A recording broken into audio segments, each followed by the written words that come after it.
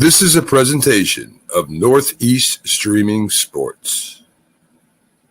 13 Daggers Tattoo Studio is looking for a new tattoo artist. Must be established with a strong portfolio and good work ethic. Stop by today at 13 Daggers across from Patriot Park on Fort Campbell Boulevard. Clarksville's ultimate tattoo studio. Tattoos, touch-ups, and consultations. See the artist's work online at 13daggerstattoo.com and get the custom experience you want with killer ink. Book today and get pricked by a pro. 13 Daggers Tattoo Studio.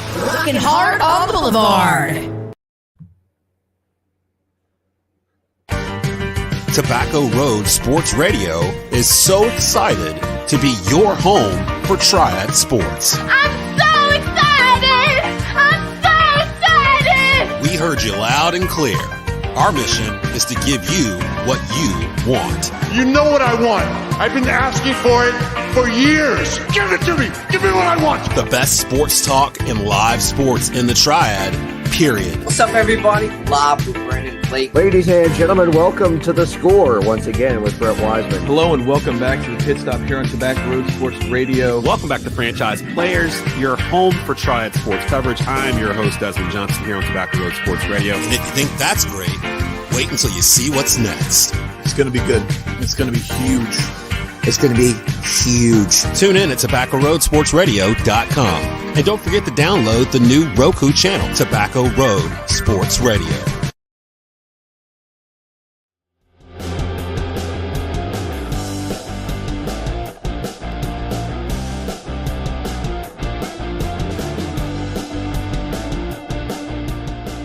Ladies and gentlemen, broadcasting live from the Frankly Speaking Sports Studios in Hopkinsville, Kentucky, we bring you Frankly Speaking Sports with Larry Frank. Good evening, everybody. Welcome to Frankly Speaking Sports on what is going to be an unbelievable show tonight. Thank you all very much for tuning in on Facebook, YouTube, Twitch, Twitter, Northeast Streaming Sports. Reminder, we are on TV right now. So if you want to sit down, relax, have a beverage, eat some popcorn, and watch us on YouTube, go ahead and do so. Go to Roku TV, download Northeast Streaming Sports channel, and you can watch us live. We have a special 2-hour show for you tonight that is out of this world. Listen to these guests that we have on to start out the baseball season with you tonight. Tonight, we are going to have Chip Caray, broadcaster of Bally Sports Southeast and South. He covers the Atlanta Braves. He'll be on tonight. Followed by Brett Wiseman, who covers the St. Louis Cardinals.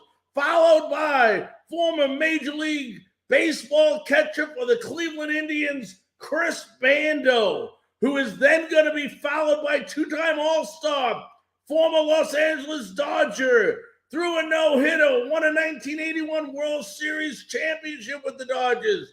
Jerry Royce will be joining us. So we have a full-fledged schedule for you tonight on the eve of opening day in Major League Baseball. Love to get some stories. Love to hear some of your opening day memories. Go ahead, leave it under the comment sections. If you got a story about maybe something that happened or that you remember on opening day. I have so many opening days that I remember, but I think one of the most, that I remember is I took my son back years ago when Carlos Pena returned to Tropicana Field for the second time as a Ray. And what happened? Well, the Rays opened up versus the New York Yankees at Tropicana Field in front of a sellout crowd. And you want to talk about a crowd, folks. It's the bottom of the first inning. Bases loaded. Carlos Pena comes back. Remember, previous year with the Rays, he hit 40 homers. Everybody's happy to have him back. And what does he do? He takes his CC Sabathia pitch and puts it over the right field wall for a grand slam home run. Me and my son, and what is baseball about? Taking family to the ball game. Well, that's what we did that day. And boy, oh boy, did that Tropicana crowd burst I mean, it was the loudest I ever heard Tropicana Field. It was incredible. It's a moment, an opening day moment that you won't forget. I remember Austin Meadows a couple years ago. Went with my wife to a Rays game when I was down in Tampa at that time. He hits a home run in his first game as a Tampa Bay Ray, while Kevin Kiermaier makes an unbelievable catch in center field. Just games you remember, things you remember about opening day. You want to leave a comment, you want to leave a message, go ahead under the comment section and go ahead and tell us the game you remember on opening day. And I can go back, folks, to my childhood, wanting to see and waiting to see, and so excited to see Tom Seaver come out of the New York Mets dugout at Shea Stadium and pitch on opening day. That's what baseball is about. The love of the game, the love of listening to the crack of the bat, the smell of the grass. It's just an unbelievable time of year, and there is nothing like opening day in Major League Baseball. And I'll tell you what, I'm excited for it. Lots of good things, lots of questions that will be answered throughout the year. And hopefully we'll find out soon enough. Will the Braves, can they do something that is very difficult to do? That is win back-to-back World Series. What team could be the surprise team in Major League Baseball this year? We already did a show, folks, last week on reviewing and previewing this year in baseball. Tonight is more about the guests coming on, talking about opening day experience, maybe talking a little bit about their career, and maybe even talking about the teams that they played for and how they think they will fare this year in 2022. My pick to be the surprise team, I've told people this over and over and over again as I just check one message here, making sure everything is clicking right. So, and my surprise team that I told everybody has to be and probably will be the Toronto Blue Jays. This team is built to win, and it's built to win now. They finally got everything put together, and I think this year, watch out the Red Sox. Everybody in the East talks about the Red Sox. They talk about the Yankees, the Rays, who year after year after year find a way to win. I don't know if it's that easy for them this year for the Rays because they don't have a pitching staff. McClanahan is probably their starter, but after that, who do they have? But never count them out because they're always there. But I really, really think the Blue Jays will be a big, big, big surprise in the American League East. And I would not be surprised, like I said, if they win the East. And then, can Cleveland overtake the Central in the American League? Cleveland has one of the youngest teams around, and they don't have a lot of big names. I think they just signed Ramirez to a 5. I think they inked him to a 5-year extension. But this is a team that has an unbelievable young pitching staff, and we'll get to talk a little bit with Chris Bando later in the show about that. But this is a team that may surprise a couple of people. And then I think Houston in the West. So my picks in the American League, folks, if you didn't hear it last week, was the Toronto Blue Jays winning the American League East. I have the White Sox. I have the White Sox, but I'll tell you what, that Detroit Tigers team, Al Avila, the general manager, doing an unbelievable job there in Detroit, just picked up Austin Meadows. And I don't know what the heck the Rays were thinking, giving away one of the most productive power hitters for really nothing. But, can the Detroit Tigers now, with Meadows there and Baez there, could they compete? It's going to be a big, big question. But, we always tell people when it comes to Major League Baseball, the toughest thing to do is to repeat as World Series champions. But, folks, I have to tell you, when I think of our first guest that we're going to, announce in a moment to you on tonight's show, I cannot think of a name that is more symbolic to opening day into baseball than the last name Caray. For 3 generations now, with opening day and with baseball, we get to listen to the Carays. It was from Harry to Skip and now to Chip. And it is a great honor, thrill, and pleasure to introduce to you now in the Frankly Speaking Sports 13 Dagger studio. Let's welcome in Chip Caray. Chip, how you doing, buddy? Doing great, Larry. Happy New Year. Happy New Year, buddy. It's a big holiday tomorrow, as everybody knows. Talk about opening day and what it's meant for you, from the time you were a kid, Chip, because you've been around baseball all your life, been around opening day. What was it like for the Carays when you were younger, and how is it different today for you, or is it different for you today than it was when you were a kid? Well, yeah, I didn't have opening day with my dad and my grandfather. My parents were divorced, my grandparents were divorced, so I didn't spend a lot of time with either one of them growing up. As I became an adult and got to spend more time with them, obviously, that's how our relationship kind of grew. But to the main thrust of your question, yeah, opening day to me is like Christmas, New Year's, your birthday, and anniversary all wrapped up into one. There's so much excitement. There's so much hope. Every team starts the season with the same record, and everybody feels like they have a chance. And for those of us in Atlanta who cover the Braves and love this team, to open as a defending World Series champion is something that hasn't happened around these parts for a long time. So what's already a special day is going to be even more so tomorrow with the championship banner unfurled, and then the ring ceremony on Saturday, and the fans getting their replica rings on Monday. I mean, it's going to be a gigantic week here in Atlanta. In fact, we're calling it Champions Week to celebrate not just the Braves, but the Georgia Bulldogs as well. But make no doubt about it, for me personally, love opening day, love the excitement of it, love the drama of it. And here in Atlanta, we've had our share of fantastic moments. Jason Hayward's home run on the first swing of his major league career is one of those that I'll never forget. But it's a great day. It's a special time. And although ESPN's doing the game tomorrow, I'll be there as a fan, watching the game, taking part in the ceremonies, and enjoying those as a fan, and getting ready for our first game on Friday night. Chip, they say the toughest thing to do in Major League Baseball is to repeat as World Series champions, and you know that. But when you look at this team and you look at Acuna coming back, Ozuna is going to be back.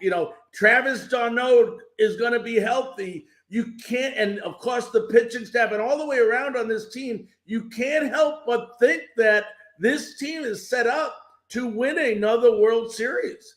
Yeah, you got to go out and do it. That's the hard part. Look, on paper, I think a lot of folks said the same thing about the Braves last year, and they went through just about every possible roadblock you could have, with Acuna getting hurt, with Ozuna going out, Mike Soroka blowing out his Achilles again, Max Fried spending time on the IL, Ian Anderson time on the EL. You mentioned d'Arnaud. Just about everything that could go wrong for the Braves did go wrong until the playoffs, and they got hot. And like hockey, you get a hot goaltender and a good aggressive defense, you have a chance to roll all the way to the Stanley Cup Finals and maybe win it. And that's exactly what happened to the Braves. But make no doubt about it, getting Acuna and Ozuna back for a full season is going to be huge. Those two guys combined for about 130 games last year. You hope Charlie Morton is ready to go. All indications are that he's way ahead of schedule. Max Fried, Ian Anderson, two workhorses at the top of the rotation. The big three for the Braves looks to be pretty good. Some questions with the 4 and 5 and maybe 6 spots if the Braves decide to go that route with 14 days to start the year without a day off, how that's going to mash out. But bullpen looks to be extremely strong. They added Kenley Jansen, for goodness sakes. That helps. You're going to get Acuna and Ozuna back, and the Braves will have to patch together in the outfield a little bit. But with the DH, you can rest guys and let them just swing the bats and not worry about what they do defensively for a while. So, yes, on paper, this is a good team, perhaps even better than the one that won it last year. But that doesn't mean anything once the game action starts tomorrow night. You got to go out and play. And as I said, with 14 straight games to start the year, including the Reds, the Nationals, the Padres, and Dodgers, our first 4 series, the Braves are going to find out where they stand pretty quickly. And I think that's a good thing. You can't take away what Freddie Freeman meant to this team, not just on the field from a production standpoint, but as a leader and just as a mentor to the other players. You know, I want you to speak a little bit about that, Chip, but also from a production standpoint, you can't really complain about what you got in return with Matt Olson, who hit, 39 homers, 111 RBIs last year. You know, you did replace him with an all-star caliber first baseman. Yeah, I'll answer the second part of that first. Look, Matt Olson doesn't have to come in here and replace Freddie Freeman. He just needs to be Matt Olson. And I think that's the beauty of this situation for him. In Oakland, he had to be the guy. Here, he can be one of the guys with Austin Riley, with Ozzie Albies, with Ronald Acuna Jr., with Darno, you mentioned, with Ozuna. I think Olson's going to settle in very nicely in the middle of this lineup and drive in a lot of runs in a much smaller ballpark, which is worth repeating. You know, look, our fans know that he's from Atlanta and went to Parkview High School here locally, but we don't watch the Oakland A's in Atlanta. We don't see much of them. So I think a lot of our fans are wondering, who is this guy? And you know the old saying, the devil you know versus the one you don't is the one that always worries you. And Freddie Freeman, MVP, World Series champion, perennial Brave, an all-star. That's just the baseball side of it. That part hurts. The personal side hurts. I mean, when you talk about guys who are superstars and do it right and how they deal with fans and the media and their responsibilities to the public and being a good citizen and a husband and a father, Freddie Freeman's the kind of guy that every team would want to have. But as we all know, what we all want often gets in the way of what business needs to take place. And Freddie had a business plan, and his agents had a business plan that he and his representative stuck to. And the Braves had a business plan that they stuck to, and they just couldn't come to a meeting of the minds. And so while that is extremely unfortunate, you know, Freddie's back home in Los Angeles. He's got a big contract. He's got millions of dollars. He's going to a terrific team. It's just not ours. And the Braves, with their stockpiling of young, talented prospects, went and got a younger, less expensive, and equally, if not more productive player to replace Freddie Freeman's spot on this lineup card. Nobody's going to replace Freddie Freeman. Nobody's going to wear number 5 here for a long time, if ever again. And I think all of us would recognize that Freddie's a great dude. But the Braves feel very happy about who they got. They're very happy that he ended up where he wanted to go. And business is business. Baseball is baseball. And what Freddie accomplished here is never going to be forgotten. And so we move forward. A new era of Braves baseball is upon us starting tomorrow night. And we, of course, wish Matt Olson all the best as he fills in and becomes the first baseman not named Freddie Freeman to start there since Troy Glaus about 12 or 13 years ago. Incredible. Now, when you look at this infield, you add Olson to an already amazing infield with Albies, Riley, Swanson. Is it safe to say that this infield could be possibly one of the best offensive infielders in Major League Baseball? Well, they all hit 25 home runs last year. Dansby was the only guy that didn't get to 30. Yeah, I mean, they've got serious pop. They've got serious power. You know, everybody 1 through 9 in this lineup has a chance to make a difference at the plate. It's an American League lineup, and that's what Alex Anthopoulos built. And obviously with the DH here, that's how the Braves are built. You know, they're right-handed. I think that's my only concern is how right-handed this lineup is. There aren't a lot of left-handed bats in the lineup, so a guy that has his A game from the right side could really carve them up. But that said, the potential is there for this team to do a lot of damage offensively. 249 home runs is the all-time Braves single-season record. I think this group has a chance to fly by that in 2022. And that doesn't even mention, Larry, how good they are defensively. Olson's a Gold Glover. Right. Albies is a potential Gold Glover. Austin Riley is a terrific defensive third baseman. Big body, kind of Scott Rowland-like.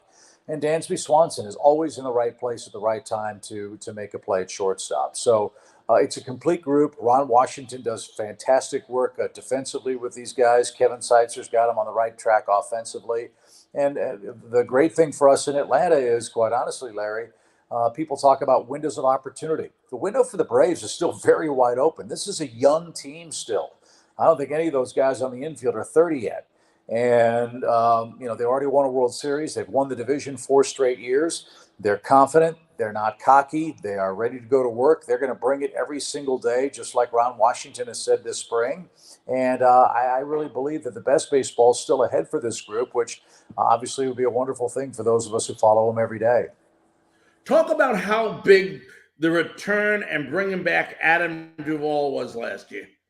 Huge. Duvall was kind of an under-the-radar guy. He destroyed us when he was with the Marlins, and we joked about it on the air that he owed us about 7 home runs and 23 RBIs because of the deficit that he did to us while he was with Miami. But Adam does a lot of things. He's a Gold Glove caliber outfielder, and as we mentioned, without Acuna, the Braves outfield is kind of in a state of flux. You're going to have rotating guys in and out of left field, right field, center field, and Duvall's a guy that late in the season last year. Played center field and played it very well. He's hugely important. And I don't know of another team in Major League Baseball that's going to have a guy that can hit 30 homers and drive in 100 runs and play center field for Atlanta. Ideally, he's a corner guy, but he's going to be in center to start the season for the Braves. And, he and Soler and Rosario and Rodriguez and the 7 catchers that we used last year, every single one of those guys contributed in one way, shape, or form. And Duvall certainly did that for the Braves, including, of course, his grand slam in the World Series.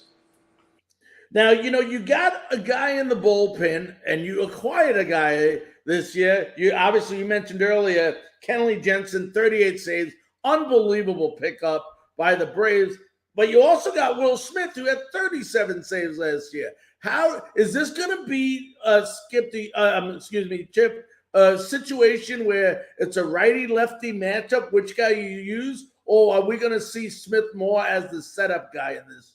They got Kenley Jansen to close games. He's the best closer of his generation, 350 saves, over 1,000 strikeouts. They went to Will Smith. Alex Anthopoulos went to Will Smith and said, look, we've got a chance to get Kenley Jansen to close. If you have any problem with this whatsoever, we won't do the deal. Will Smith said, I don't care who closes. If getting Kenley Jansen gives us a chance to earn another parade, I'm all for it, which is really a first-class thing because, look, Will Smith has had his ups and downs with the Braves as a closer, but was perfect in postseason play. And in the final week and a half, 2 weeks of regular season play, really figured it out and was as dominant a closer as there was in Major League Baseball. But the luxury that Brian Snitker is going to have now is, to your point, yes, if Kenley Jansen's pitched 2 days in a row, he's got Smith who can close. Or if Smith has gone 2 out of 3 days, he can close with Tyler Matzik or A.J. Minter. Tyler Thornburg can close. Colin McHugh can close. There are a whole lot of options for Brian Snitker to play matchup baseball, to use favorable matchups if he wants to.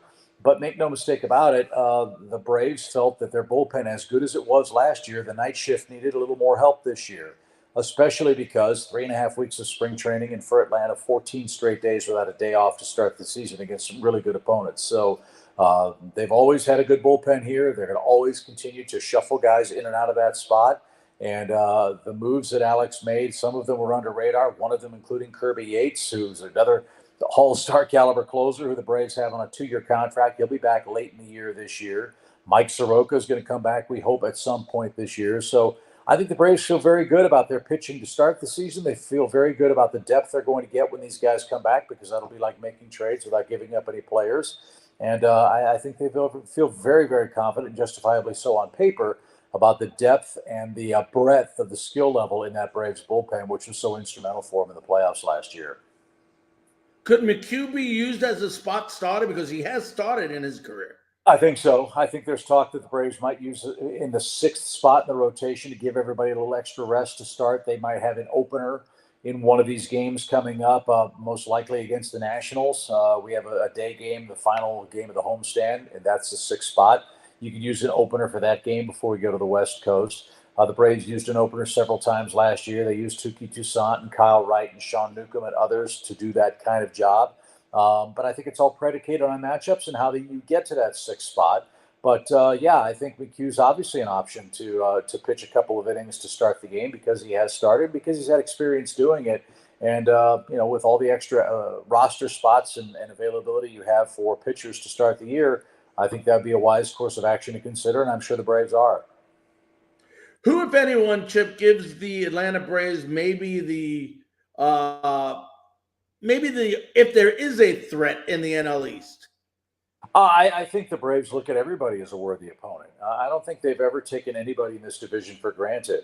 Look, when the Mets are at full strength with Jacob deGrom and Max Scherzer, that's going to get your attention when you face those guys twice in a 3-game series.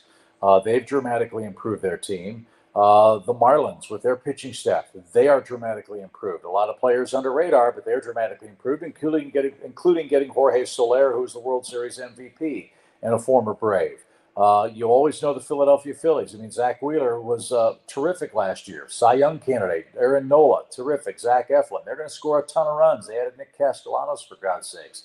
And then the Washington Nationals, any team that has Juan Soto is a team that you want to pay attention to. With Nelson Cruz hitting behind him, you're not going to be able to just walk him every single time he comes to the plate. So the East we know is going to be a dogfight. The Braves have won the division the last 4 years. They're not worried per se, in my opinion, about what other teams have done. I think the great feature that Brian Snitker has beaten the drum consistently on with this team is win today, take care of our own business, win the division first, and then the rest of everything else will take care of itself. And now that the Braves know that they've done that, know how hard it is to do it, and have some experience in doing it in a season last year where they didn't get above 500 until August, I think they feel as good as anybody in the East. But make no mistake about it, the 19 games they play against the Mets, the Phillies, the Marlins, and the Nationals are going to be dogfights, and that's what I think is going to make this pennant race so much fun this year. Couple more questions. We'll let you run, Chip. Couple of new things this year. Well, one was, I guess you can call an old thing, but National League is going to have the DH this year. It's a two-part question. I want to know first what you think of the DH in the National League. Then the second part of the question, and I'll ask it sarcastically because I don't like it. When the heck are we going to get rid of this ghost runner in extra? Well, I'll answer the first part first. I'm a traditionalist. I didn't like the American League style. I like the situations, and I like the strategy of pitching changes and all that kind of stuff. There's still the same there's still strategy. It's just a different kind. And I will say this, and I told him this when he was with our ball club. If you ever watched Mike Foltynewicz try to hit, it made you want to throw up. So that was kind of a poster child for having the DH in the National League. So many pitchers can't hit and don't work on it and couldn't bunt. And it just became an irrelevant feature of the game. It was just a waste of time. So I understand that. And as time went on, personally, I came to like the DH. I think it creates a lot more excitement. I would like to see the double hook come into play at some point. And by that was the Jason Stark rule, that you have a DH until your starter comes out of the game. And then you have to pinch hit for him. I like that idea to make starters try to get deeper into the game. So maybe that's something they'll work on in years to come. The ghost runner, I as a broadcaster, we want shorter games. I have no problem with putting a guy at second base to start extra innings. And the reason I say that is the overall lack of fundamental baseball playing that we see in the sport now kind of necessitates the rule. There aren't hit and runs anymore. We seldom see stolen bases. Guys don't hit the ball the other way and try to beat the shift. And so if you just go up there and try to bail and wail and hit home runs, you can easily play 15-inning games every day. I think this is done to minimize exposure to COVID. I think it's done to save bullpens. And I think it's an attempt to try to get guys to remember that putting the ball in play is important. Strikeouts do matter, and especially so in extra innings. And so while many don't like the ghost runner, I do for the reasons I mentioned above. Most of all, though, it's because it lessens the time of game. Instead of playing another hour and a half to decide a one-run game, let's get to the conclusion and get people at home so they can watch the highlights and get set for the next day. All right, our last question, Chip. Once again, it's a double hook on you here. What excites you? Actually, the first part, if anyone on the Braves that is under the radar that you think people should look out for this year, who is it? And the second part is, what excites you most about this upcoming baseball season? The first part of that is for me, Ozzie Albies. With all due respect to Ronald Acuna Jr., who's a great player and maybe right up there in the top 3 or 4 players, for me, Ozzie Albies is the guy that makes this team go. He plays with such infectious energy. He's got a 1,000,000-megawatt smile. He is like everybody's little brother, and he plays with such unbridled joy and passion and plays hard every day. I really love watching that guy play. He's a 5'10" dynamo who plays a lot bigger than that. And I hope that over the course of the next couple of years that he'll start to get the national attention that I think he deserves as one of the game's elite players, both offensively and defensively. And then secondly, what excites me about this season, Larry, I think we're, all of us who work in the media tend to concentrate on what's wrong with baseball and what's wrong with our sport and what's wrong with the world and all that stuff. I try to look at it with the glass half full. I can't remember a time, and I've been doing this a long time, since the early 90s, where we've seen so many great young players bursting onto the scene. Spencer Torkelson, Ronald Acuna Jr., Austin Riley, Juan Soto. I mean, the list goes on and on. All the kids that the Mariners have stockpiled. We are truly in a golden age in our sport where 18, 19, 20-year-old kids are coming up and doing things that seasoned veterans can't do. As a fan of that, and as a fan of and a father of two 22-year-old kids who I wish would be players and not broadcasters, to see this kind of talent on an everyday basis with every single team, I think gives fans, or should give fans, an awful lot of hope for the future of our sport. Our game's not perfect. The people who run it, broadcast it, play it aren't perfect either. But there are so many great storylines and great players to follow that I'm really, really excited to see how these kids blossom and develop and what storylines come across. Not just the Mike Trouts and the Aaron Judges, but the Shohei Ohtanis and all the Hunter Greens for Cincinnati, who's going to pitch against the Braves in this opening series. That's the lifeblood of the game, and it is richly flowing, and it is so rewarding to see so many great players get their chance early in their careers. And, you know, when you see him for the first time, you wonder, hey, 15, 20 years from now, will we be watching him hoist a plaque in Cooperstown? Well, that's why we play the games, and that's what I can't wait to find out and see. All right, well, we'll start finding out tomorrow night when they play the Reds. I want to thank you so very, very much, Chip, for joining us on Frankly Speaking Sports tonight. Larry, anytime. We'll see you soon. Thank you. All right, stay safe. You too. That was Chip Caray, TV broadcaster for Bally Sports South and Bally Sports Southeast, covers the Atlanta Braves. Let's take a quick station break. We'll be back right after this message.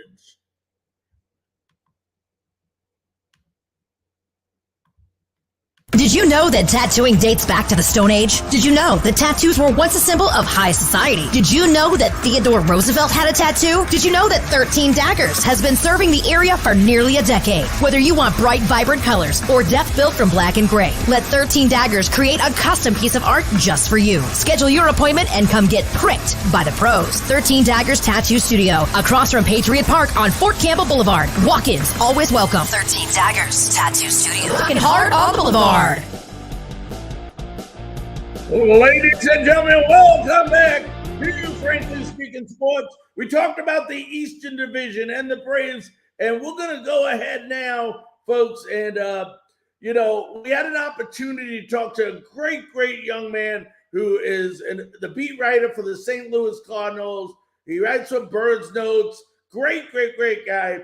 And we had an opportunity to talk to him the other evening about the upcoming St. Louis Cardinals and what they have to do to overtake the Milwaukee Brewers. We're going to go ahead and show you that interview with Brett Wiseman.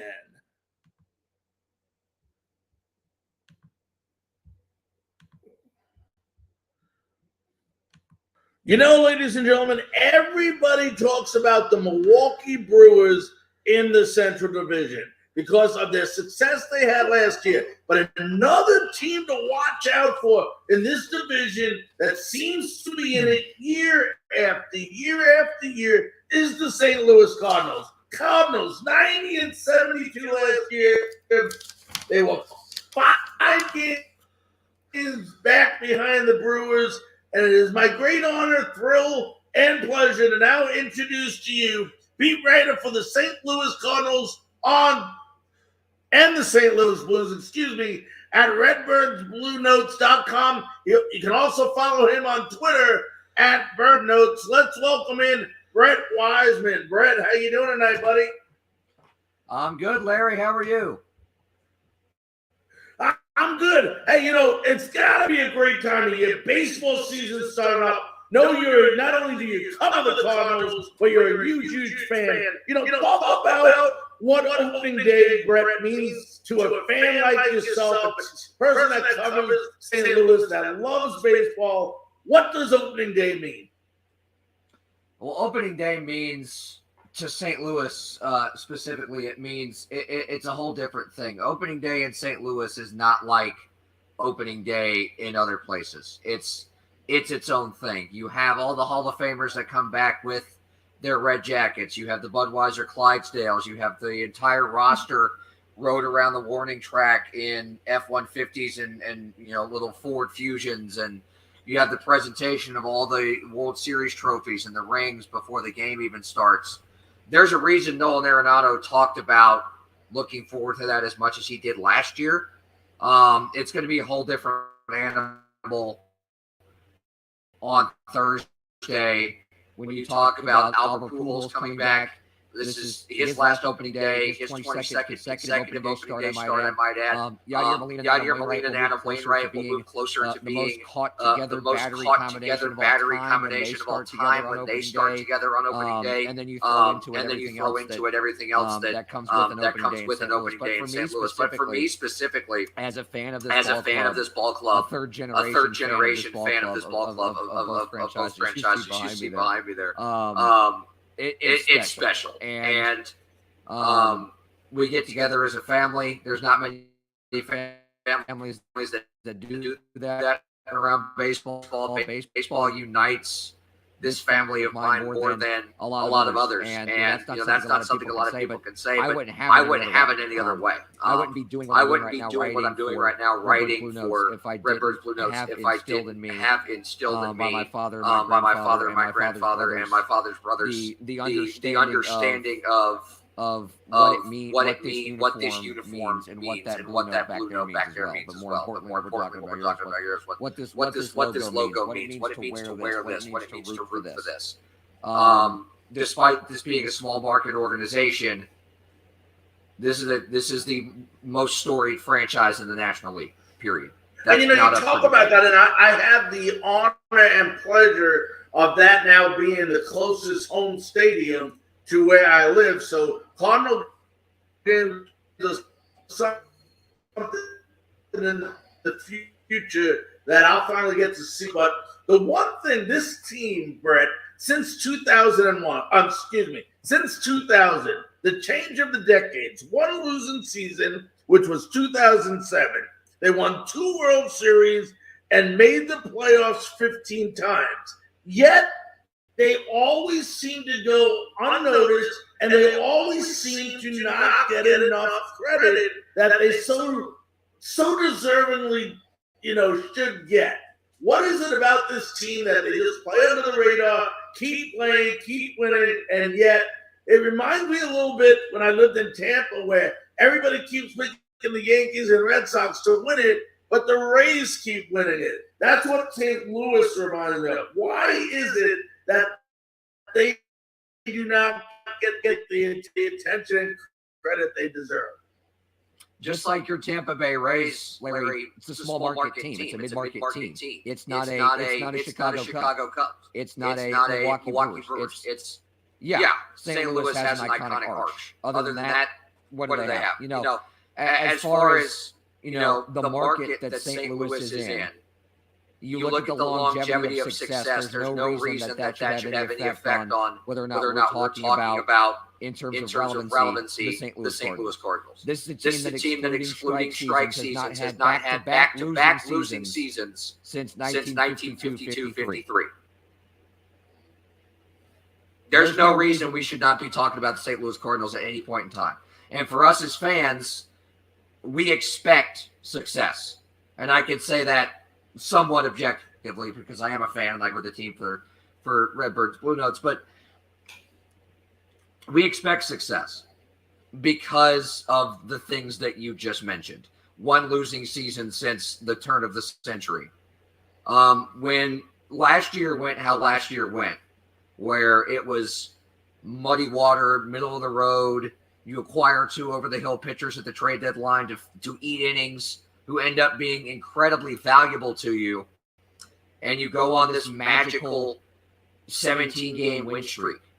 This team has, over the course of history, not just last year, a tendency and ability to come out of nowhere. Where over the course of the season, we don't talk about them as much. Look back to 2011. Albert Pujols got off to a terrible start that year, his last year in St. Louis. They were 10.5 games out of the wild card on September the 1st. They made it to the wild card on the last night of the season. They go on and win the World Series. Last year, similar story. They were 12 games out of the chance of making the playoffs. Instead, they go win 17 games in a row, and they clinch the second wild card with 6 days left in the regular season. 2006, Albert Pujols, Yadier Molina, Wainwright's first title. The Cardinals granted, won the Central 85 Division was games. terrible that year, but they won 85 Granted, the Central games. Division was terrible that year. But if you win they 11 won 85 games, you win the whole darn But if thing. you win 11 and games, that's what they did. You win the whole darn This thing. is a team. And that's what they did. This when, is a when team. you hear people talk about the Cardinal way, talk about the Cardinal way, that's legitimately, from top to bottom in the organization. That's a mindset. That is something psychologically that is pounded into everyone that is drafted into this organization. There is a way you play, and there is a way you carry yourself when you wear this uniform at whatever level, that when you get to the big league level, you know how to carry yourself and you know what's expected of you. Brett, Busch Stadium has been said about in the past that it's not a very hitters-friendly ballpark, to say the least. Do you think the Cardinals have a disadvantage because they play 82 games there? I think Busch Stadium 3 plays very even. It does have big gaps. It is pretty deep out to center, but it's generally standard to go 400. Down the lines, it's 335, 336, it's 370, 380 to the gaps, but this is a team that has power. Tyler O'Neill hit 30 home runs last year. Nolan Arenado, we know what he can do power-wise. Paul Goldschmidt has had an outstanding spring training. He got a new bat, and he's hit 418 this spring with, I think, 6 home runs. Paul DeYoung, who had a down season last year, he's hit 4 or 5 home runs this spring. So this is a lineup that top to bottom has power, and, of course, they brought in 2 power-hitting people to hit DH. Ollie Marmol likes platoon options. And I'll say this because I hear a narrative out there that bringing back Albert Pujols was solely for nostalgia. Oliver Marmol in his first year, he likes platoon options everywhere. The designated hitter is new to everybody in the National League. The Cardinals go out and sign Corey Dickerson to start against right-handers as a left-handed power hitter, as DH. And then they go out and sign Albert. They had a need for somebody to hit left-handed pitching. Albert hit 294 with 13 homers and 38 over RBIs and a 936 slugging percentage against left-handed pitchers last year. There's your answer to your problem. There's your answer to the question right there. This team has power. Harrison Bader showed flashes of it last year. You've got probably the best defensive outfield in baseball that also consistently hits 280 and above. You've got O'Neill, who had 30 home runs, 100 RBIs last year. You've got Harrison Bader, who had his best offensive season ever a year ago, and Dylan Carlson, who finished third in NL Rookie of the Year voting last year. You throw that into an infield where at the corners you have two of the best, not only defensive guys and corner infielders in baseball, but 2 of the best hitting corner infielders in baseball in Arenado and Goldschmidt. You've still got Yadier Molina in the lineup, and you've got Tommy Edman and Paul DeYoung up the middle, who consistently, if the real piece of this puzzle is if Paul DeYoung does what Paul DeYoung did 2 years ago to get the money that he has right now. That's the question. That's why he didn't start a lot down the stretch last year, because Edmundo Sosa was not only outplaying him in the field, he was out hitting him at the plate. Paul DeYoung has locked in this spring, and if he can get back to the form where he was in 2018, 2019, this is a team that could be top 5 in every offensive category come September. Talk about the status, and we're going to go right through this lineup. Talk about the status of the ace last year, Jack Flaherty, and I know Reyes is going to be out for a while. When would you expect him back? So Alex Reyes is on the 60-day. And he's been plagued with injuries way too much. And for a guy with his talent level, it's a shame, especially showing what he did in the first half of the year last year, emerging as the closer out of nowhere to make the NL All-Star team. He's going to be on the shelf for a while. As for Jack Flaherty, we don't know. He's going to start the season on the 10-day IL. It was apparently an injury that he and the club knew about, but didn't do enough about to fix on both sides. It's been a nagging, recurring tendon problem in his right elbow. So the plan is to get that rectified to the best degree possible. And I believe they're targeting early to mid-May as a return. Late April would be a miracle from what I've heard from people. But they're targeting early to mid-May for his return. This is why you go out and sign people like Nick Verhagen, to potentially be that fifth starter because you're going to be down a guy for at least a month here. Yeah, I touched on a little bit ago what this pitching staff went through last year. They had to pluck guys off the street just to fill innings because everybody was hurt. Yeah, and you look at this, it's now being led by 40-year-old Adam Wainwright, who was 17-7 last year. Then you got the guy that really impressed me last year is Steven Mann. Talk about those two guys being the starting two right now for this team. It's a very underrated free agent signing that happened before the lockout. And that whole flurry frenzy before the lockout was implemented.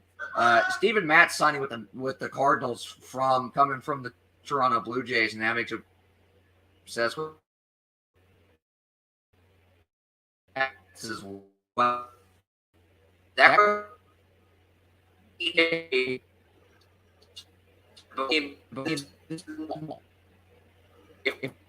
National League, definitely. We talk about all the guys I just mentioned. Five of went St. Louis Cardinals players last year: Arenado, Goldschmidt, Harrison Bader, Tyler O'Neill, and Yadier Molina.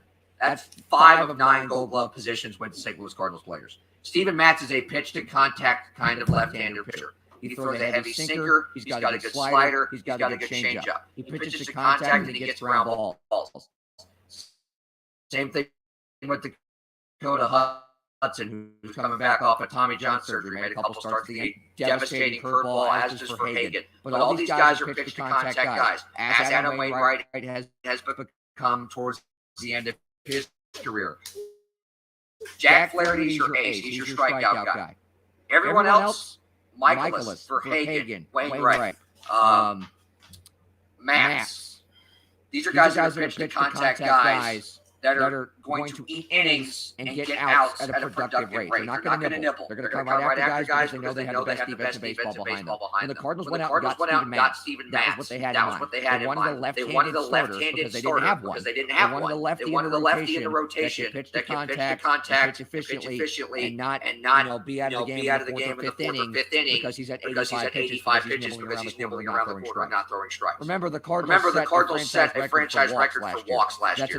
That's another thing they're trying to avoid. Steven Matz was in the bottom 5 in terms of the top five, five, I should say, of WHIP last year, which is walks, hits, innings pitched. He was in the top 5 in the AL last year with the Toronto Blue Jays in that category. What do you think of this bullpen? They added a few people. I know they got Cody Whitley, Genesis Cabrera, Ryan Hansley. They also got, I'm assuming, and correct me if I'm wrong, it's going to be Giovanni Gallegos, who's probably going to be the start out of the season. How confident are you in that bullpen? Should St. Louis get a lead going into the 6th, 7th inning for them to take over and close it out? Well, you can't run into the problem that you ran into last year. You're overusing the 2 or 3 same guys. Those are the only guys you trust. That's part of the reason Alex Reyes is where he is right now because he was so good in the first half. He was overused in the second half, and if anything, deteriorated. The Cardinals have got name day closer, but if I'm a betting man, I'm putting money on Giovanni Gallegos being that guy. He's a top 5 reliever in baseball that nobody talks about. The Cardinals got him in the Luke Voigt trade from the New York Yankees back in 2018. He's been nothing but lights out ever since they got him. Plus 90s fastball, devastating changeup, even more devastating slider. Jordan Hicks is coming back, the guy who's probably the hardest thrower in all of baseball. This guy's topped 105 in a game before with a sinker. So he's got that. He's got a heavy sinker. He's got a breaking ball, and he's got a changeup to go with it. His slider looks like a wiffle ball when it comes out of his hand. Andrew Miller has retired. He's not there. T.J. McFarland was fantastic last year for this ball club. He's back. You bring in a guy like Anderson Rojas, who came off the beaten path, so to speak, a year ago. He's come out of nowhere. And then you sign Nick Whitgren from the Cleveland Guardians. And obviously, for Hagen's going to be back in there at some point, whether he or Michaelis, whoever is the fifth starter. Once Jack Flaherty comes back, they'll kind of go into that long relief role. But I feel like there's a lot more depth in this bullpen than there was a year ago. So the need to overuse the same 2 or 3 guys, it shouldn't arrive. Plus, part of the reason Mike Schilt was let go was because of his poor bullpen management. And he got into shouting matches with coaching staff, members of the coaching staff because of it. Because they complained to him about overusing the same 2 or 3 guys. You look at this infield with Ollie Marmol in charge. You look at this infield, Brett, and like you said, it's awesome. You got Goldschmidt, 31 homers, 99 RBIs at first. You got Tommy Edmonds, a 262, solid hitter at second base. Third baseman, Arenado, like you said, what can you say about him? 34 homers, 105 RBIs last year. And then you got DeJong, who had a very, very poor year last year. Talk about, first of all, you hear so much about this offense, but this defense is really, really good for St. Louis. And then once again, I know you talked about it a little bit, Brett, but talk about the importance of DeJong getting back to his 2019 form, where I believe he hit 30 homers that year. And that's what got him the big payday after that season and in the shortened pandemic season. And last year, he did not live up to that. For the first half of the year last year, DeJong hit 189. He had his flashes last year, and, he talked about that when he got to spring training after the lockout was lifted. He just got in his head too much, which is what happens to a lot of guys. In case you don't know, Paul DeJong graduated from Illinois State with I can't remember what area of science, but he's like this close to a doctorate. So he uses a lot of that when he looks at film and breaks things down. He said he got too much into his head on that. He just forgot how to play baseball. And when you look at what he's done this spring, he's hitting the cover off the ball. Same thing with Paul Goldschmidt. But it is vitally important that Paul DeJong gets back to the 2019 form, especially if he's going to be in the middle infield with Tommy Edman, because the versatility that Tommy Edman provides is invaluable. You could play him anywhere in the field if you wanted to. He's just settled in at second base. He's a solid 260 hitter. He has flashes of power, but he consistently gets on base, and he's a very, very good base runner. That's the other thing about this offense. Even guys like Molina, Goldschmidt, Arenado, guys that aren't necessarily fast, and then you have your speed guys in O'Neill and Bader, who are 2 of the 5 fastest guys in baseball, I would say. They can round the bases in under 10 seconds. And they can catch a ball in the gap running about 30 miles an hour. This is a team that fundamentally, that's part of the Cardinal way too, fundamentally, one of the smartest base running teams in baseball. That's a lost art now, is smart base running. And you've seen Albert Pujols do it with the Angels time and time again, where nobody will think about him, and he'll just steal second because nobody's thinking about him stealing because he's 40 years old. Yadier Molina looks like he's pulling a snowplow half the time, but he will steal a base if you don't look at him. Same thing with Goldschmidt. Same thing with Arenado. This team puts on a lot of hit and runs. They're in motion all the time. It's very Whitey Ball-esque of the 80s Cardinals. And you talked about the large gaps at Busch Stadium. That's why Whitey Herzog's teams played the way they did. Because Busch Stadium 2 was pretty much twice the size dimension-wise of where Busch Stadium 3 is now before they put grass in and moved the fences in, and Busch 2 became a hitter's park the last 9-10 years of its existence. This is the team that is just smart and sound offensively, defensively, base running, pitching wise. That's how the St. Louis Cardinals are supposed to play baseball, and that's how I expect them to play baseball this year. Now, let me ask you this, Brett. Could this team, you got Tyler O'Neill in the outfield, you mentioned Bader and Carlson. Could this be considered one of the most underrated, not just defense, but offensive outfields in the league? I think it's the best defensive outfield in baseball. I don't think it's the best offensive outfield. I think it's up there. But two out of 3 of these guys won Gold Gloves. Tyler O'Neill's won Gold Glove 2 years in a row. He won one in the pandemic season 2020. Harrison Bader came up being known for his defense. Tyler O'Neill came up being known for looking like a Canadian bodybuilder. And hitting the cover off the ball. He's done that. He has improved mightily. I mean, mightily. Since he was acquired from Seattle in 2019. Defensively. To where he's now won two straight gold gloves. This is the best defensive outfield in baseball. But Harrison Bader's biggest knock was that he was too inconsistent at the plate. Last year, he had his best offensive season to date, period. For much of the same reasons that Paul DeYoung is trying to get to now, he got out of his head. He just started playing baseball the way he knew how to play baseball. Tyler O'Neill is a gargantuan of a human being. He's going to hit the cover off the ball regardless. That power-speed combo, not a whole lot of other teams in Major League Baseball can say that, nor can they say they have someone that looks like Jim Edmonds' right-handed son when he's out there in center field, because he makes catches that look a lot like number 15, who will be up in the broadcast booth for Bally Sports Midwest this year. Harrison Bader has taken a lot of notes, as much as Jim Edmonds has been around the team, about how to play center field. And he looks like he's Jim Edmonds Jr. out there half the time, and he's just right-handed.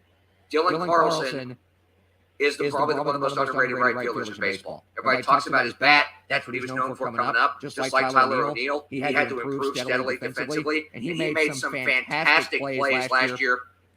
And fantastic throws as well. He was top 10 in outfield assists in the NL a year ago. And the other day in the spring game against the Astros, he caught a ball on the warning track at Roger Dean Chevrolet Stadium in Jupiter, the Cardinals Spring Training Ballpark, and threw a laser from just in front of the warning track on one hop to third, and nailed the guy trying to tag from second to third. I mean, an Alvarezian-like throw. I mean, it was insane. So that's the kind of arm he has. We've seen Bader show off his arm from center field. Tyler O'Neill has nailed guys coming to the plate before. We saw that a lot last year. When you look at the stats in terms of not just the StatCast things, from the ground they cover to catch fly balls, you look at how sound they are in the routine plays. And then you look at how many outfield assists they have. This is the best defensive outfield in baseball, and I'm not afraid to say that. A couple more questions at birdnotes.com. You can also follow him on Twitter at birdnotes. Brett, like I said, a couple more questions. We'll let you run. This could be, it's once in a while you see it on a team, one guy possibly maybe retiring at the end of the year. St. Louis has three guys that could be calling it at the end of the year, in Molina, Wainwright, and of course Pujols. I mean, talk about how special of a year it's going to be for those three guys. There's a reason my entire family is planning a trip back to St. Louis, and it's because we have to see those three guys in person again, just one more time. We don't care when, we don't care how, we got to get there and we got to see them. For me as a Cardinals fan, those three guys are my heroes, Albert specifically. I did not watch Stan Musial. I did not watch the 80s Cardinals in person like my father did, or like my grandfather did with Stan Musial. I was too young to know the magnitude of what Mark McGwire was doing when he was doing it. Those three guys, those two guys, and Albert, they're all I've known in terms of this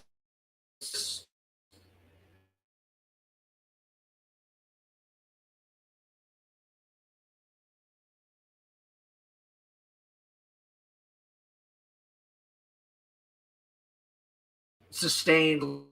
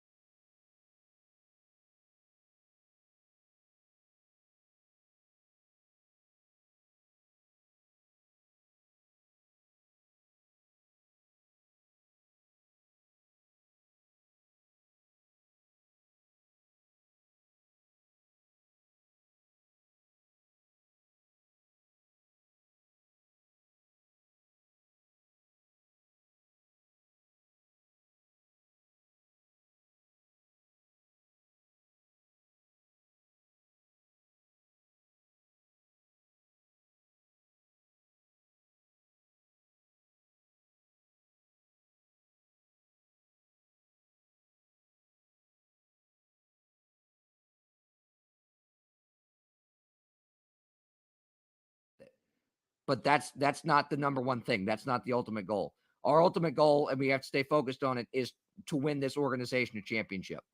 And all three of us are professional enough to realize that. Yeah, it's fun to do all this before the season, and opening day is going to be fun, but after opening day, we got a job to do. That's win the World Series. That's all this organization expects. I was here long enough to know that's the expectation.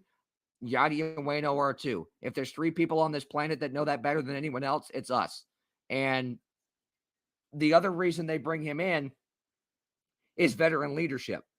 The minute he arrived in Jupiter, guys were just flocking to him. I mean, flocking to him, asking him for hitting advice, defensive advice, psychological advice, because he's one of the greatest players to ever play the game and one of the greatest players to ever put on this storied uniform.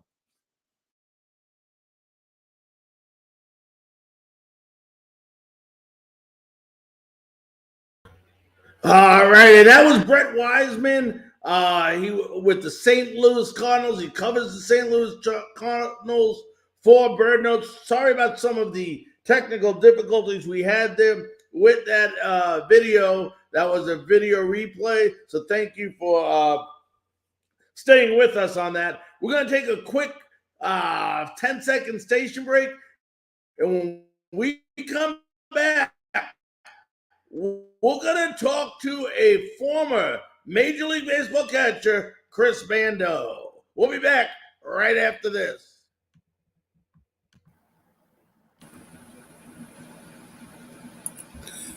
This is a presentation of Northeast Streaming Sports.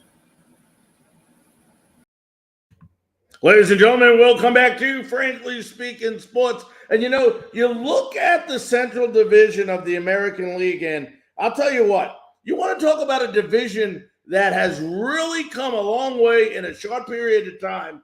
This is definitely the division you got to look at. You know, the Cleveland Indians, and we'll talk about them in a minute, but you got the White Sox. The Detroit Tigers have gotten much better. They just added Austin Meadows, a power hitter from the Tampa Bay Rays. They added Baez to this team. This is a good Detroit Tigers team. Minnesota, forget about last year. Look what they did 2 years ago. They are still capable of winning. Kansas City's getting better. We mentioned the White Sox, with Tim Anderson. But when you look at the Cleveland Indians, they don't have a lot of big-name players. They did sign Ramirez to a 5-year extension, but this is a team, I'll tell you what, if you know anything about baseball, they have so many youngsters on this team. And you look at that pitching staff that they have, it is young and it is good. And if pitching wins ball games and defense wins ball games, this could be a team that really gives people a lot of trouble in the Central Division of the American League. Well, ladies and gentlemen, it is my great honor, thrill, and pleasure to introduce to you in the Frankly Speaking Sports 13 Dagger Sports Studio. Let's welcome in former Major League Baseball catcher and coach, actually, for the Cleveland Indians, Chris Bando. Chris, how you doing tonight, buddy? Hi, Larry. I'm having a little technical Yeah, I can hear you. You're in and out, but hopefully you can hear me. So it's good to be aboard. Yep, I can hear you. Chris, talk about opening day. I mean, I know you had a brother. I think he was like 12 years older than your Sal was. But what did opening day mean to your family growing up through the years? And what did it mean to you as a ball player as well? Well, growing up through the years, I mean, it was the most exciting day of the year, opening day. And, I grew up in Cleveland, ended up playing for the Indians. So you're talking about 72 to 80,000 people in the stands. There's no sporting event like it in the city of Cleveland. That many fans in the stadium, it just revitalizes the whole city. It's something that you're so excited about as a kid and also as a player, because it is opening day. It's going to be a packed house. It's going to be a packed house the next time, maybe on July 4th, at least in my era. But it's always exciting opening day, the start of optimism and a new season and a full crowd, and it always gets your juices flowing. And you mentioned Cleveland Memorial Stadium. I loved it, man. I loved it. It was huge. It was big.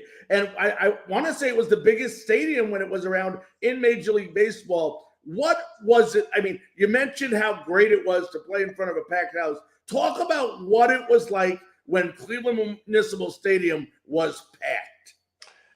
Oh, it was surreal. It was so packed and so loud. It was just, you just heard the roar of the crowd. It was just constant noise and excitement. And it's hard to explain. It's like being in Yankee Stadium for the first time in a packed house, or I remember playing in Yankee Stadium on bat day for a packed house. You're just in such awe of the amount of people that it's just kind of a surreal hissing in the background. And, it's just like you couldn't paint a better picture for a player, for an athlete to play on such a large stage. And particularly because of that many people, it was the biggest stadium, I believe, in that era. And possibly to this day, I don't know if any baseball stadiums that hold 72,000 people.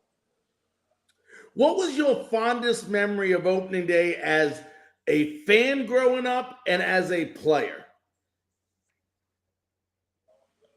Well, as a fan growing up, I remember Frank Robinson pinch hitting and opening day and hitting a home run. He was the player manager, and that it really stood out to me, not only because he did both, and on top of it being opening day, one of those memories that it's like he was this instant superhero. Here's a player manager pinch hitting himself and going deep in the ball game. So that was just an incredible memory. There were so many great players that I idolized growing up, Rocky Colavito and players of that era. So, but that instant really stood out for me as a kid growing up, because we always would get school off for that day and go down to the stadium and watch the game. As a player, every opening day is special.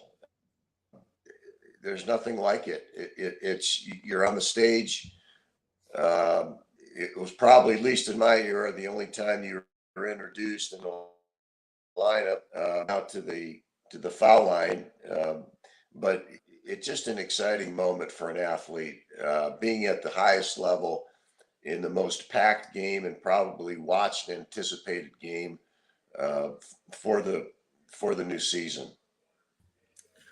You and your brother, like I said, you were like 12 years apart, Chris, and your brother was an excellent player, most noticeably with the Oakland A's, 3 World Series they won. Did you ever feel like when you were playing and coming up that there was extra pressure on you because of the success that Sal had?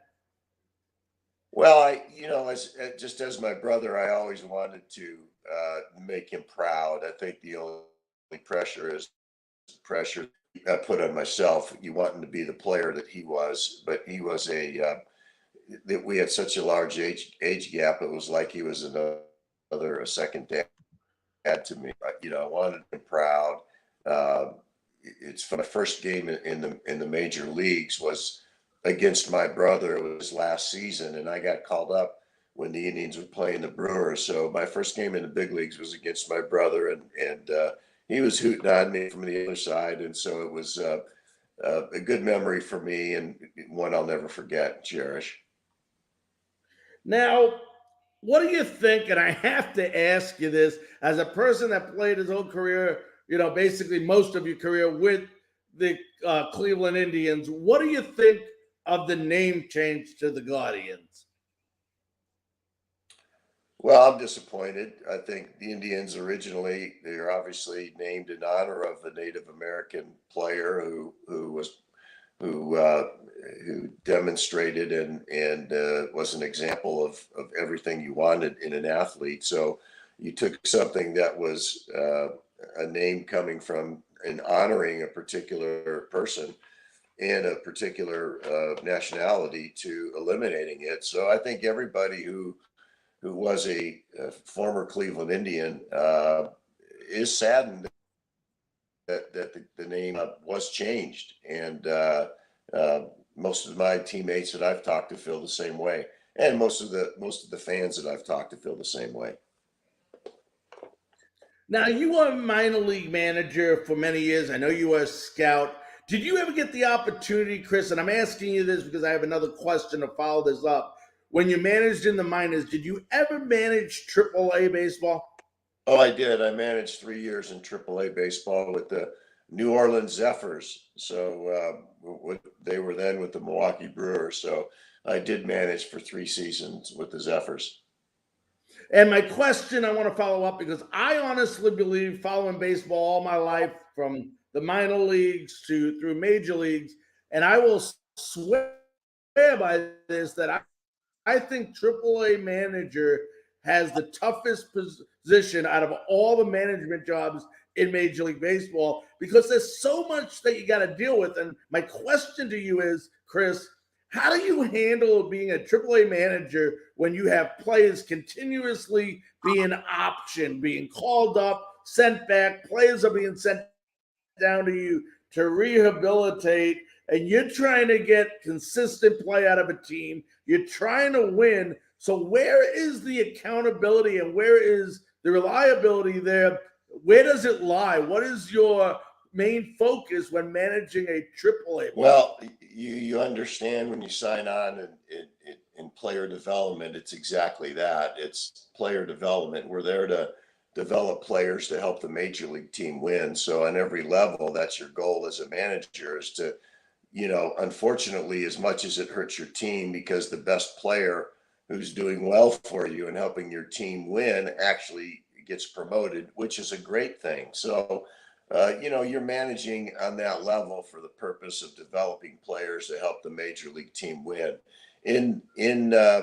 Unlike the recent era now, where you can run guys up and down a million times, it wasn't the case when I managed. You didn't have as many players going up and down, but nonetheless, you understand as a minor league manager that you're there to develop players and get them to the next level, and ultimately to help the major league team win.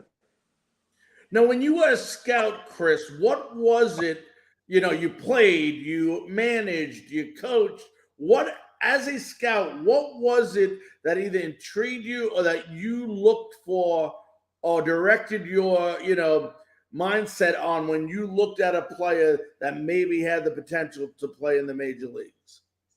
Well, when I scouted, I was a pro scout. It was a little bit different. I scouted other major league teams looking for players that were talented players that could help your individual team to help them win, maybe make an acquisition late season, find out maybe why he's not doing so well in the role that he's at with the current team, or why they want to move him.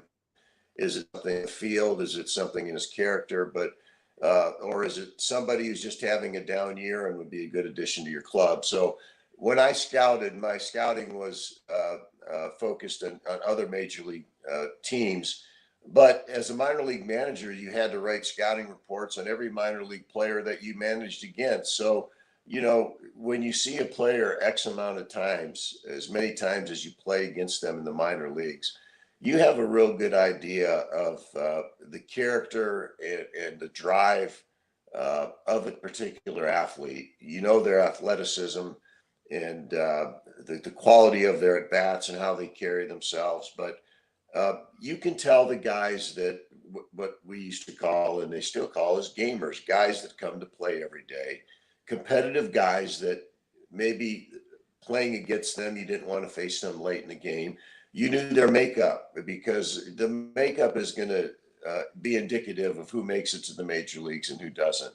And that's the big game changer to me, is everybody's talented or you wouldn't be in professional baseball. The challenge is, what's his drive and character like? Does he come to play every day? And is he a winning ball player? We're talking to Chris Bando, former Major League Baseball catcher for the Cleveland Indians, talking about Cleveland Guardians. 80 and 82 last year. What? I'm sorry, Larry, you broke up. I didn't hear the question. Cleveland Guardians opening up this week. What is the outlook, in your opinion, for this team?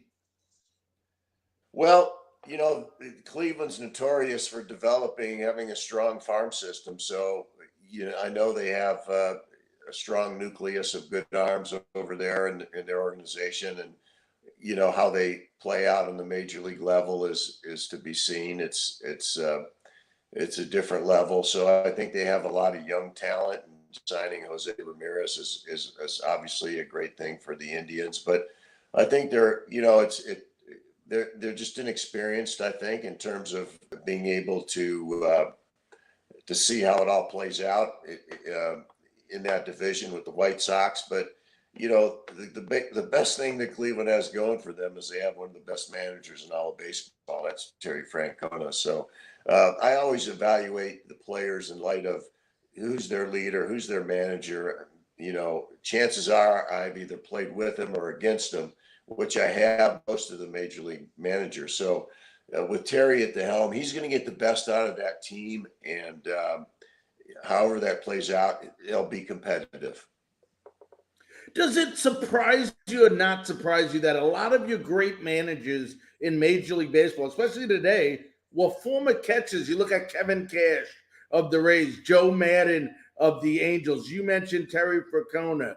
Is it surprise you, or did you expect? Because usually the catcher, as you know, on the baseball field is considered the leader on the team. Yeah, catchers, you have to process. It's the only position where the other 8 players are watching you perform, but you have so many meetings and you have to process all the information in terms of how to pitch every hitter. You have meetings and how to defend every hitter, where the position of each player. You've got to know your pitching staff. You got to know their strengths and their weaknesses in light of the opposing players as well in competition. So you have to know something about everything. The catcher's the manager on the field. You see the game differently. You understand who's on deck. You understand the situation. So I think catching, because you're really involved in every aspect of team offense and team defense and the pitching aspect of it, the alignment of your defense. You get a lot of information thrown at you, and I think catchers make good managers because they've had to study the game. Because if you don't know the game as a catcher, no matter how talented you are physically, if you can't call a game, if you can't position your defenders or know how to pitch a particular player or carry out a game plan, you will not be a major league catcher very long. You'll find yourself back in the minor leagues. So you are forced, whether you were the starter or the backup, you had to know everything about everything on the playing field. Chris, before we let you run, is there anything about, tomorrow teams open up, they play their first games in front of packed crowds. Is there anything that excites you about this year opening day and the season opening up going forward? Well, I'm excited to be able to see an entire season. I'm a baseball junkie. I'm a baseball fan. When you played it and part of it, I love everything about it. I love everything about opening day. I love everything about a new season, a new beginning. It's optimism. It's a chance for everybody to see who's going to surprise some teams and what young players are going to rise to the top. There's so much talent and there's so much media coverage now that I'm just excited for every day. I know I get to watch a baseball game. So it's just a joy. And, we've got there's so many talented players and there's a lot of talented announcers. I love the Mets broadcasters. I've fallen in love with the team because those guys, as are known for their dialogue and their observations. And so I love listening to and watching the Mets play simply because of the announcers are so informational and colorful that I'm looking forward to following them this year, even as a former Indian. All right, my friend. Well, listen, I want to thank you very, very much for taking time out of your schedule to join us on Frankly Speaking Sports. Thank you for inviting me, Larry. My pleasure. All right, stay safe and enjoy opening day tomorrow. All righty, that was Chris Bando, former Major League Baseball catcher for the Cleveland Indians. We're going to take a quick break, and then we're going to have an incredible interview from the NL West, former Major League Baseball pitcher, two-time All-Star, 1981 World Series champion, Jerry Royce is going to be joining us. And we had a heck of a conversation talking about the LA Dodgers past and present. Let's go ahead, take a quick break, and when we come back, we'll have Jerry Royce for you.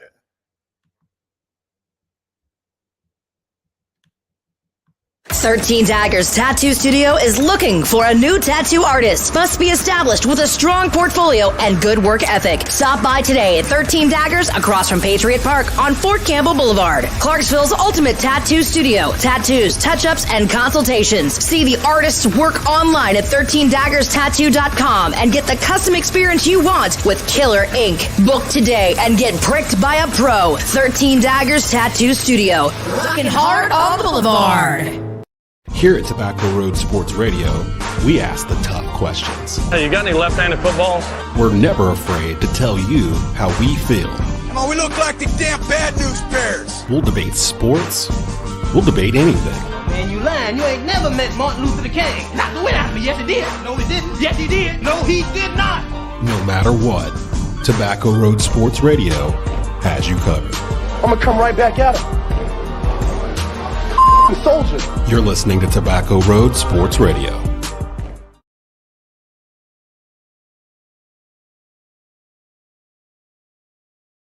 Ladies and gentlemen, welcome back to Frankly Speaking Sports.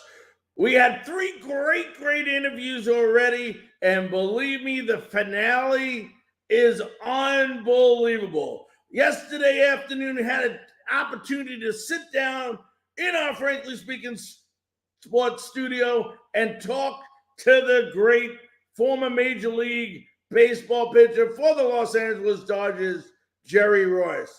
Let's go ahead, folks, and now bring that in to you. Let me go ahead and bring that up, and we're going to do a live interview with Jerry Royce. Enjoy, folks.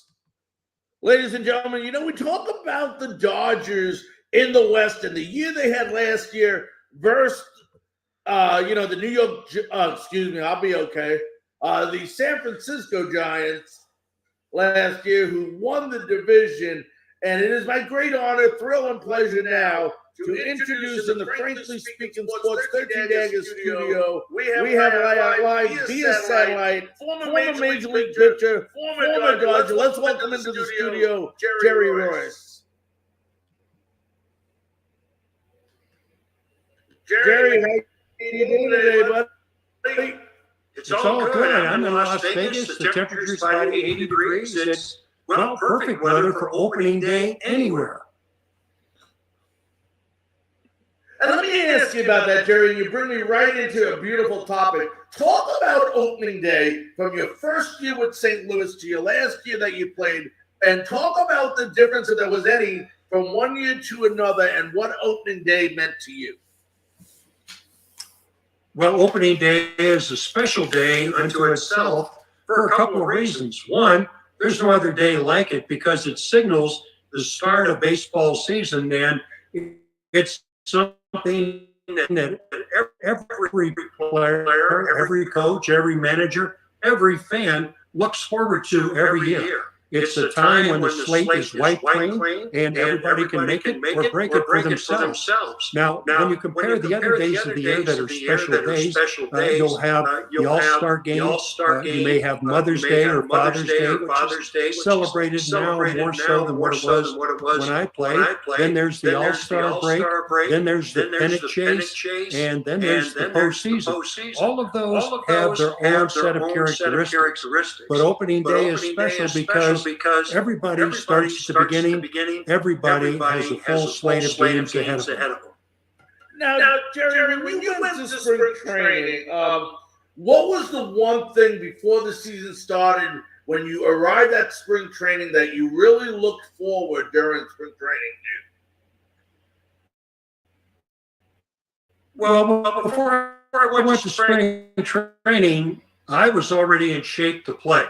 I'd thrown batting practice. When I was with the Dodgers, they had workouts 3 days a week at the ballpark. Of course, they didn't do that this year because of the lockout. But in previous seasons, at least when I played, this goes back to 35 years, I would attend as many of those preseason sessions as I could because I wanted to incorporate not only my in-season workout program, but also transition from the off-season program. So for me, it was just the time from off-season, a 6-week program to the beginning of the season.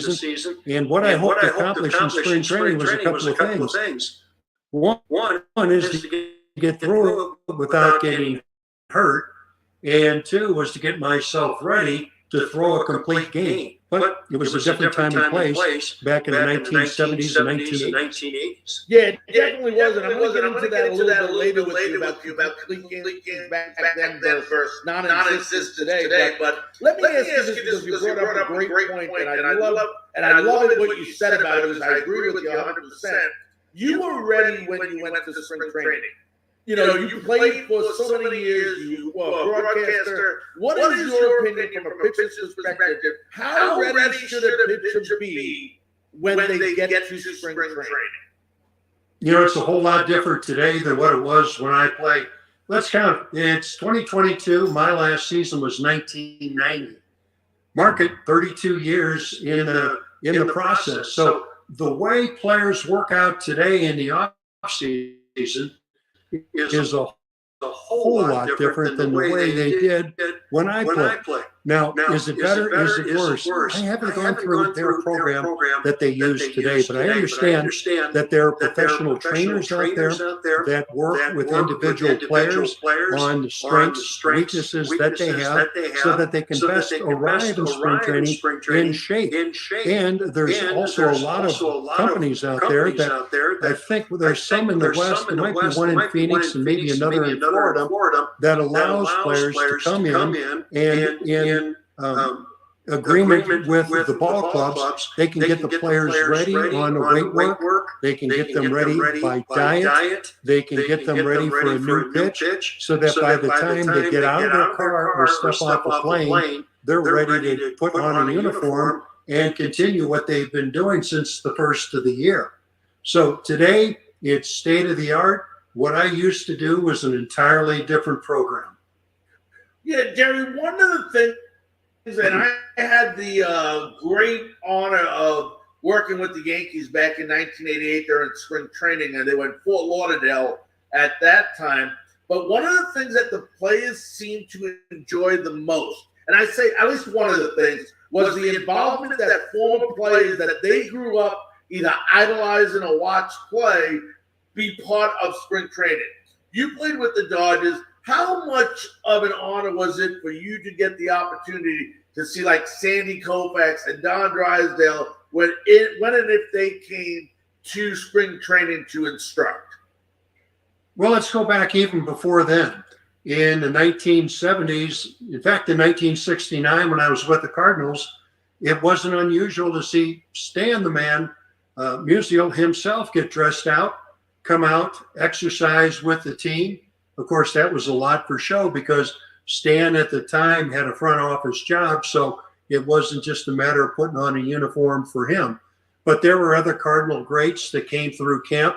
said hello, visited, but nothing like what I saw with Pittsburgh and the Dodgers.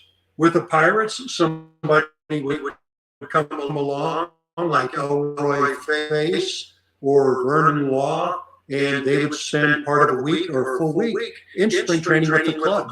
But when I got to the Dodgers, boy, it was a whole different ballgame because the 50s, the Brooklyn Dodgers of the 50s, they came alive in living color and had a locker, usually in the same locker room with us. For instance, it would be nothing to see Johnny Potts or Preacher Rowe or Carl Erskine. Sandy would show up sometimes. There was Don Newcomb was another that was in spring training. But they were all there, and it was business because it was their job to help prepare pitchers for the upcoming season. Now, and his predecessor, Red Adams, but it was at a time when a pitcher may be particularly receptive when he hears the same instruction from somebody else. So as a result, the point was made. So it was a benefit to have players from the past show up at the spring training complex and teach the players. Because when you see guys that you used to watch on TV or read about or hear about, and they're sharing a baseball with you, showing their grip, showing how to throw it, well, that's about as good as it gets because you're getting it directly from the guy who performed. Yeah, now, you started your career, like you said, in 1969 with the St. Louis Cardinals. And if I'm correct, I think you were born in the St. Louis area as well. How big of a dream was it when you did play for the hometown team? Well, I started my career in 67, spent a couple of years in the minor leagues, and 27 months after I signed my contract, I was in the big leagues in 1970. Playing for the hometown team. Well, at the time, I had nothing else to compare it to. If I had played another organization, maybe two, and then come to the Cardinals, I would have had a contrast of styles and working with different people. So for me, it was special, but it was special in a different way because I started there as opposed to ending there. Now, when you have somebody who stays in an organization for an extended period of time, I'm talking beginning with at least 5 years. But if you're with an organization 10 years and beyond, well, you're a part of it because you've seen people come and go, not only as players, but also in the front office. And I had a nice conversation when I was with the Brewers with Paul Malter about this. We're standing in center field during batting practice, and he asked me, do you think it's an advantage to spend your entire career with one team, or more of a benefit to spend it with a lot of teams? And I said, it's impossible to answer because I didn't spend enough time with one team at the start of my career to feel as if I was tethered to that particular organization. But Paul at the time had spent his entire career with Milwaukee. And Milwaukee being a small market club, the people that broke in about the same time as he, they got married. Paul went to the weddings. They went to the baptisms, first communions, all the way through. So you feel not only a part of the team, but also the organization, and in many cases a part of the community. But I had a long career, 22 years, and was with 8 different organizations. And I'm trying to think as I sit right here how it could have been better. Well, maybe it could have been, but maybe it couldn't. All I know is that 22 different seasons, you add them up, and this is what you get. Talk about before I get on to the LA Dodgers. Talk about two great players that I grew up idolizing in my early, when I say early life, was Lou Brock and Bob Gibson. You had the honor of playing with both of them. What did Bob Gibson, if anything, teach you? And talk about how great Lou Brock really was. Well, I had a story that I posted on Facebook about Lou and the relationship that I had with him, and it really shed some light on what kind of guy he really was. Now, when a player comes back from batting and has a bad at bat, the last place you want to be on the bench is right next to him because you know he's going to be a little fuming about that. Well, I took a look around after Lou struck out, He put his helmet down, his bat down. You could see that he was disappointed. And he took a seat right next to me, and I thought, oh, my God. Here I am in my early 20s. Am I going to hear an unloading by Lou Brock? And fortunately for me, he did, but he did it in such a way that he broke down the at-bat. He said, Lefty, I went up there and I was looking for a particular pitch, whatever it was, and I was looking for a location, but he started me off a little different than what I expected. And when I got 2 strikes, I couldn't make the adjustment. But I know this, he won't get me again like that. And after that at bat, he had a pretty good ball game. So I thought, Lou unloaded on me, but in the process, I learned something. I learned how a veteran ball player and a future major leaguer handled a poor at bat. And I thought, if he can do this at his level and still keep his sanity and make the corrections necessary, then for me, this is a learning experience. And so that's the way I looked at it then, and that's the way I look at it today. Bob Gibson was a little bit different because when he pitched, he wasn't approachable. He had his whole idea of what he wanted to do, and when he was sitting on the bench, his concern was the offense getting runs for him. But when he was out there pitching, it's let me do what I came here to do, and I'll get the job done. Of course, you've heard the story about Tim McCarver walking out there, wanting to talk to Gibson after a particularly rough inning. He just wanted to settle him down. And Gibson told McCarver, he said, the only thing you know about pitching is that it's tough to hit. Get back behind the plate. I'll let you know when I want to talk to you. So 2 contrasting styles, 2 Hall of Famers, and 2 guys I learned a ton from during my brief time with the Cardinals. 1980, you have an unbelievable year. It's your second All-Star game. You have a great record that year. I think you were 18-6, if I believe correctly. I want to show, obviously, one of the highlights of the 1980 year was a no-hitter you threw versus the Giants. I'm going to go ahead and for all those, youngsters out there that did not have the opportunity to live it when it happened live, I'm going to show a clip of the last out, and then afterwards, I'm going to want you to relive that game and talk about from the start to the finish. Let's go ahead and bring that up right now and watch it. Whoop. Little number, back to Come up there.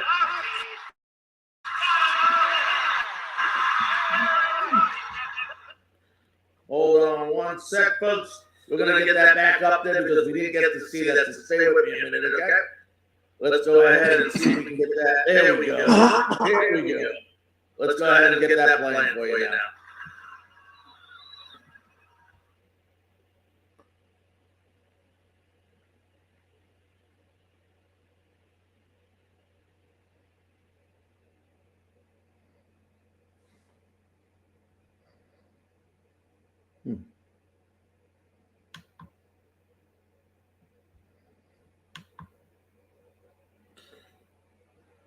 All righty, folks. That should come back in one moment. Sorry about that.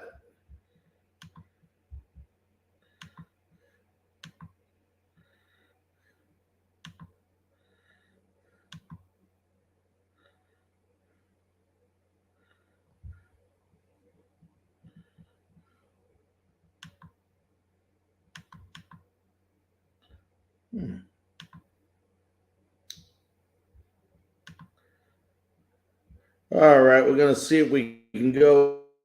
Sorry about the technical difficulties here. Sometimes when you're dealing with stuff like this, you have these kind of issues.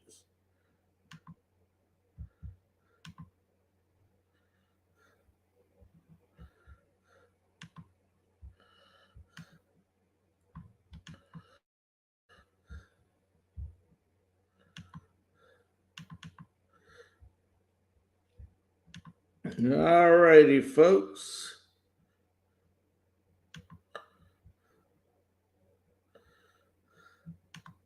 I apologize about that. Folks seem to have some technical difficulty with the video. We're going to try to get that right back in there for you. See if we can get that playing for you.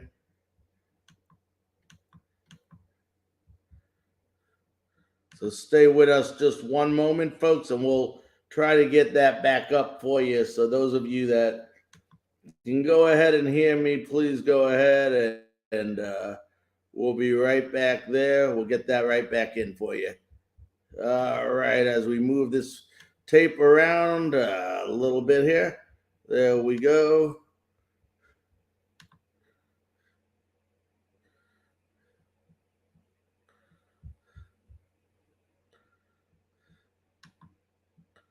And we're trying to get that up right now, so hopefully that'll come right back up. I do apologize, folks.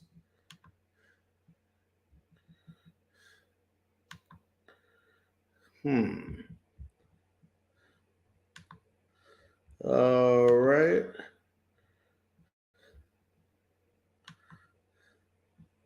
Let's see one more time. We'll try it. If not, I do apologize, folks, about the technical difficulties that we are having with this. So we'll try to get it playing. We had this on tape for you, but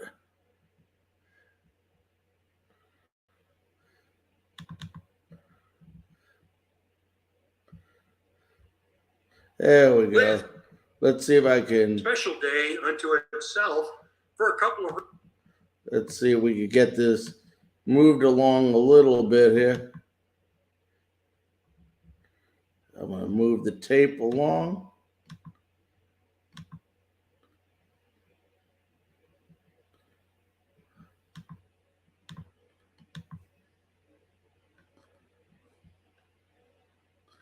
All righty. You muted your mic. If you can hear me, you muted your mic.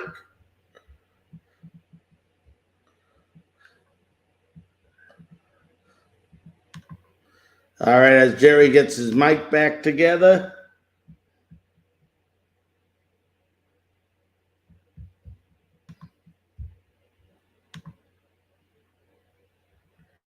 We're getting Jerry. Jerry doesn't realize that his mic's out yet, so give us a few moments, folks. He'll get his mic back on, and we'll continue the interview with Jerry Royce. It should take about 15 more seconds. He'll go ahead and get this mic back on. I think he's figured. Mic is off.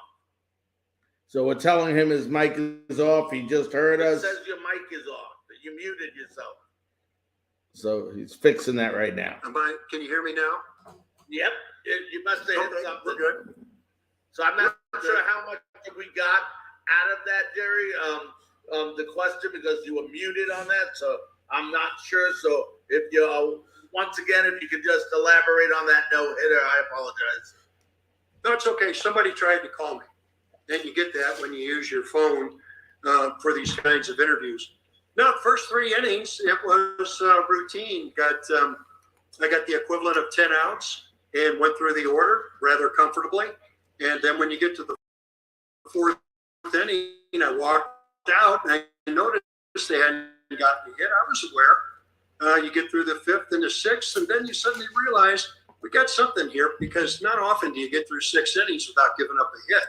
And then the countdown began. Now, fortunately for me, I had an 8-run lead by this time as we knocked out the Giants starter, Vida Blue. And with that, I was able to pitch with a margin of comfort, because if I did give up a hit or even a run or two, I still had a chance to win the ball game, which was the primary objective. So I get him out in his 7th, and I start thinking, we got 6 more outs to get through the 8th. And I said, 1 more inning. And we finally get that no-hitter that eluded me since 1972, when I lost one in the 9th inning while pitching for Houston against the Phillies. So for me, going through the 9th inning, I was pitching. It's a rare situation because I was pitching for the no-hitter. In a lot of cases, when I have a shutout and a big lead, I'll change a sequence of pitches just to see what kind of reaction I get from a hitter.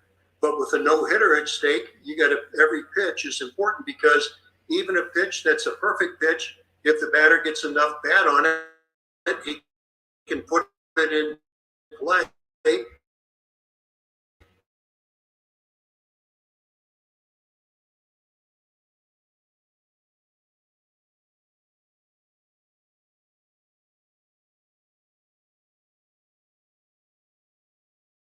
and then beat it up.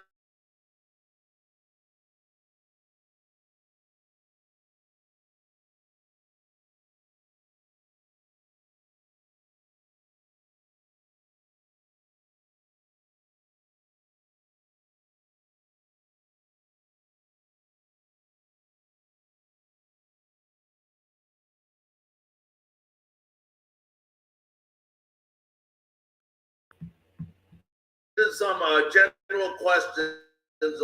Two more questions. First, the All-Star game. Talk about what it meant. You made it to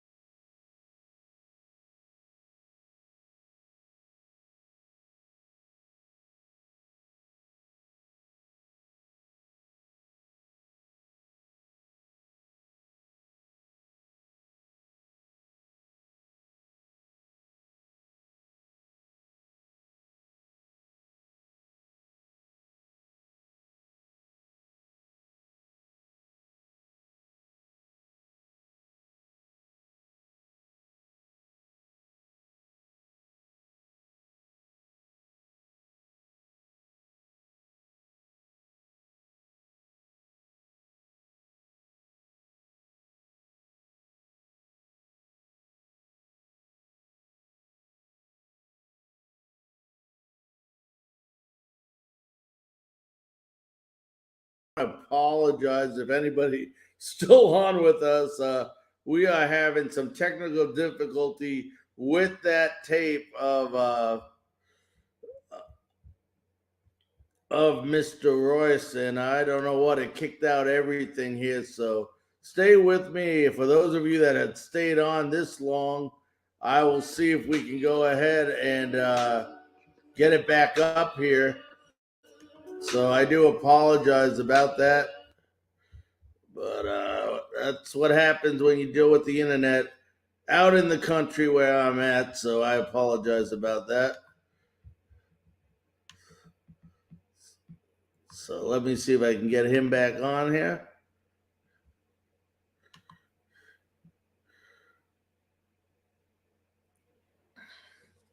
For those of you that stuck out with the show, thank you so very, very much.